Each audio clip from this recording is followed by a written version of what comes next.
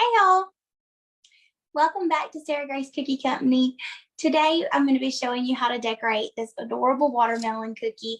It looks like kind of a watercolor effect, but it's super easy. It's just watermelon cookie decorating for beginners. So this is, if you've never decorated a cookie before, if you're just getting started, this cookie will be perfect for you, and it'll be lots of fun for those little summer get-togethers that we all tend to have in these warmer months. So let me know in the comments if you can hear me okay. I think everything's all set up and good to go, but I always like to double check. So here is the cookie that we're decorating on today. This is just a simple half circle sugar cookie. I made this by using a circle cookie cutter and just simply cutting it in half. It is super simple to make and easy to decorate. So if you don't have a circle cookie cutter on hand, that's totally fine. Just cut out a circle or use like even a mason jar or a biscuit cutter or something like that, and just slice it in half lengthways so that you have got your circle cookie. So we're going to get started with our darker green. Woo! My phone's talking to me.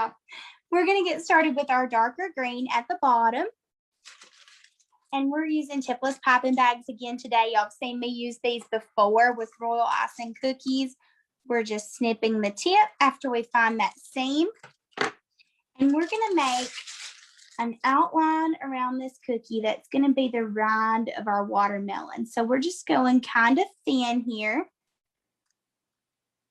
because we are gonna be layering some additional colors. So add that darker green, and then we're going to pull our light green. The thing about this is just preparing the colors. You want a few different colors of like a darker green, a white, a light green, a pink, and a darker red to make that watermelon kind of color flow. But once you've prepared all these colors, you can make lots of pretty cookies with them. So it does take just a few different colors, but it's so worth it. And it's a really easy way to get those pretty kind of blended together colors of the watermelon. All right, so there's our lighter green, and we're pretty much just making like a stripy rainbow type look. Then we are adding our white. And this is all staying kind of toward the outside. And now I'm going to take my scribe tool. We use this all the time in cookie decorating, and I'm just going to kind of blend these three together. I'm pulling the darker green up, and I'm mixing the lighter green down into that darker green. That way it's just kind of on the outside. And it almost makes it look like watercolor, I think, like a watercolor or an ombre look.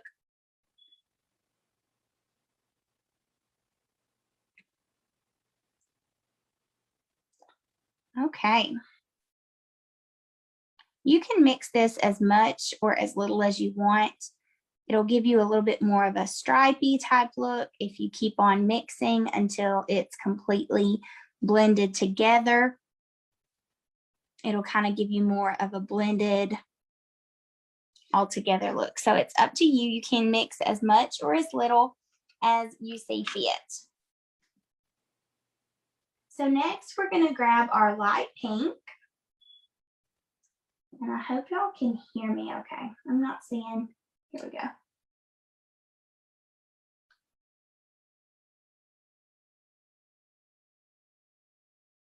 Grab our light pink, and we're going to snip the tip from our light pink.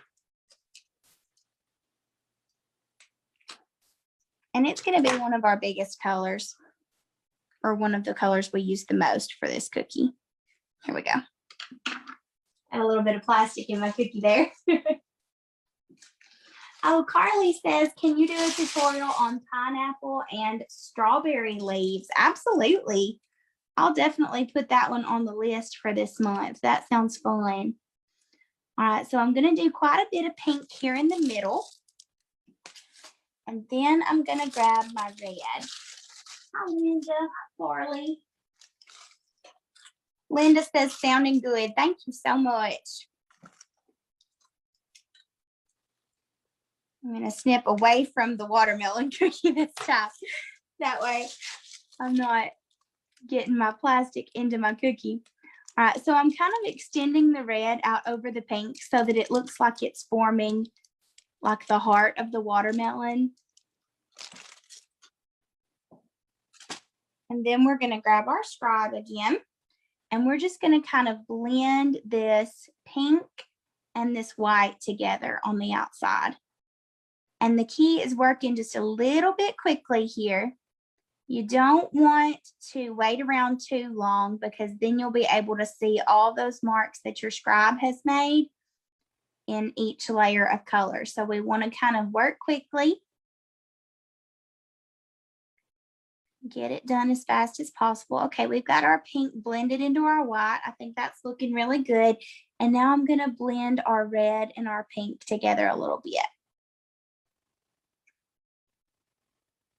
I'm loving how this is turning out, y'all. This is almost like a watercolor look, but I know I was a little bit intimidated to try watercolors when I first started cookie decorating. So this is a fun way to get a little bit of a different watermelon look. It looks a little bit more advanced without actually being advanced.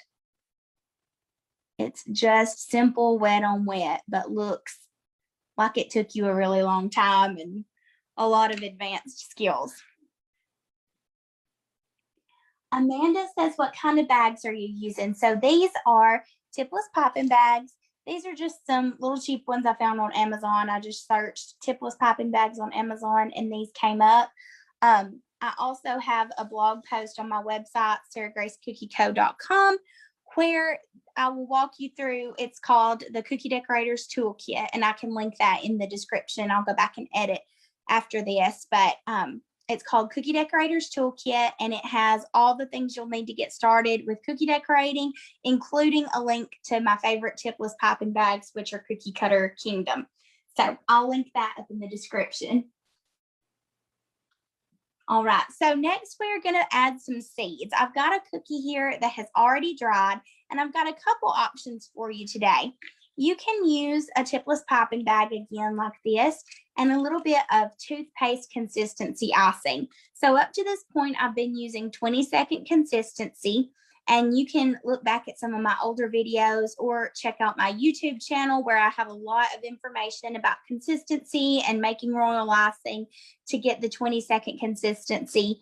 But the one I like to use for writing, which is this toothpaste consistency, it's just a little bit thicker. It doesn't spread out or blend quite as much. It kind of holds its shape more, but it's still nice and easy to squeeze out. Now, you can also use an edible marker. This is called Baker Pan, I think. I got these on Amazon again. And you can just simply draw your seeds on with this pen. So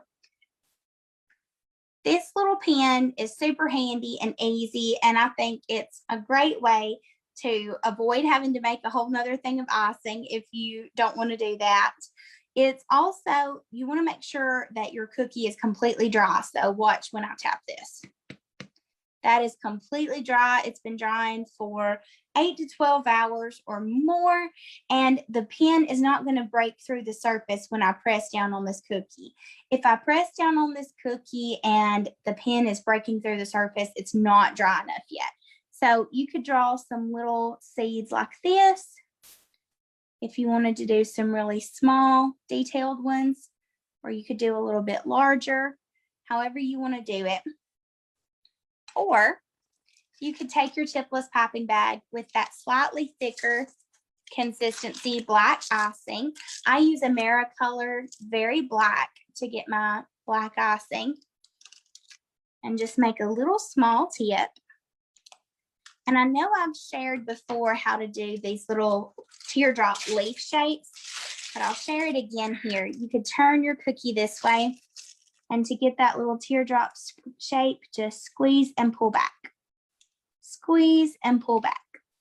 Squeeze and pull back. So you're squeezing and letting it build up, and then pulling back to form a teardrop.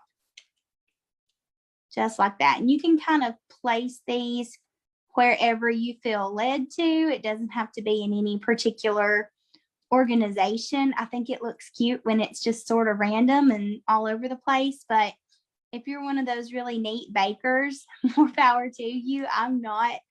Mine's kind of random and all over the place, but if you want to place them in a pattern or maybe write something on this, I think it would be really cute.